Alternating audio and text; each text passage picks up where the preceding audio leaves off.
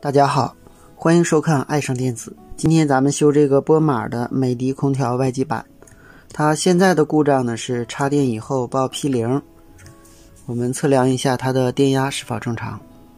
好，我们插电，我们先测量这个12伏是否正常， 8.9 伏偏低。我们再测量这个15伏，只有 10.6 伏。模块保护呢，有的是因为电源电压低，有的是因为模块过热，或者是因为过流。那么现在来看呢，是因为电压低。那么我们修低压电源部分，它采用的电源芯片是 A6061， 这个就是稳压的光偶，这个是 TL431， 这是周围的电阻。现在这个431控制级这个位置有一个上拉电阻是 18K 的，现在测量只有 5K。按照维修经验来说，这个电阻很少有减小的。那么我们把这个电阻焊下来，看看是否减小了。把周围几个电阻焊开测量，没有发现问题，我们再测量一遍。我们用 200K 档。第一个电阻是 330K 的，用2兆欧档，没有问题，非常准确。第二个电阻 4.7K 下分压的，正常。这个是 10K 的，也是正常的。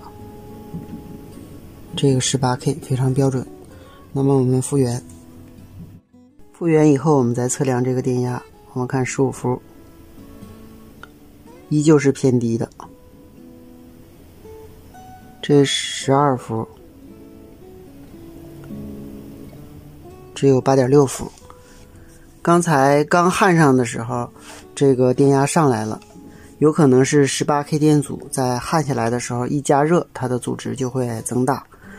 等到我们晾凉了以后，它的阻值又减小了。下面我们把这个 18K 电阻给它代换一下。换了 18K 电阻，又把 TL431换掉了。我们测一下，看看是否完全正常了。好，换完以后，我们再测量一下它的电压是否正常了。我们先测量这个15伏。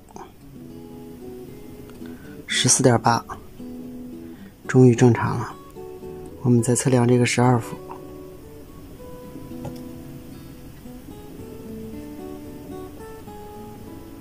，12.2， 完全正常。好，我们启动一下，看看是否能够启动了。好，启动。